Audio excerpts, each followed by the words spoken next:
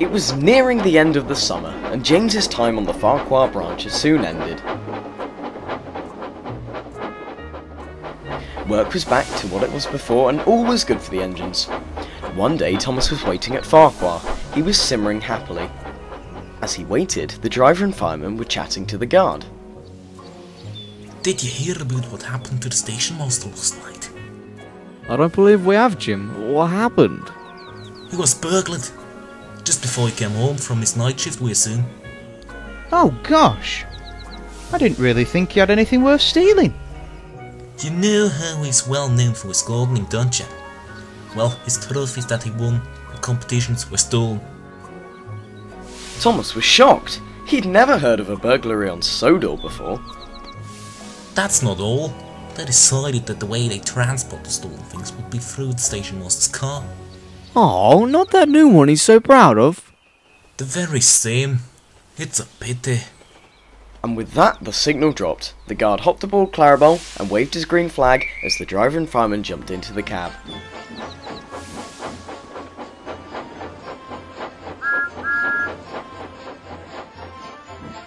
Thomas was enjoying himself as he raced along.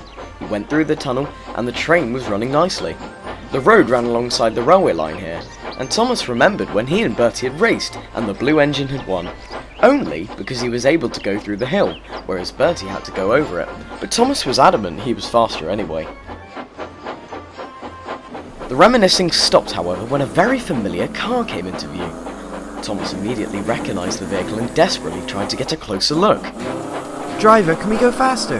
That looks like the station master's car. I doubt it, Thomas. Lots of cars look the same, you know. Please, I'm sure it is. Please, just a little bit faster. The driver gave in, and they went quicker to catch the car. It wasn't long until Thomas drew level with the vehicle. Two men were inside, and when Thomas came into their mirror view, it was clear as day they were panicking. Yes, that's definitely his car. Well done, Thomas. But there's no way we can stop them from here on the rails. Hold on a sec. We can do something. Do you have some paper and a pen handy? Yes, I do. The fireman quickly took the paper and pen. He wrote a note and then grabbed his lunchbox. We can throw this at the next signal box. Hopefully the signalman there will call the police. The driver thought it was a splendid idea. As they approached the next station, the road broke away from the railway. Thomas rounded the bend and whistled long and loud to get the signalman's attention. They slowed just enough for the fireman to throw the box, and as he threw it, the driver and fireman both shouted, "Police!" The signalman read the note and hurriedly called the police. Due to the road leaving the railway, Thomas didn't see the car again. Nevertheless, the two burglars were stopped about 10 miles down the road. Later that day, Thomas had arrived back on his trip home.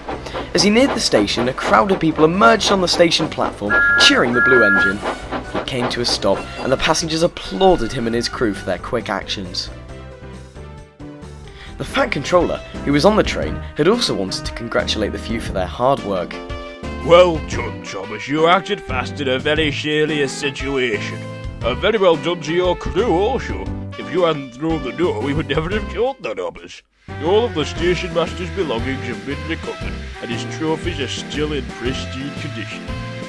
I'm sure that everyone here will have to agree that once again you have proved yourself a really useful engine. Thomas was delighted.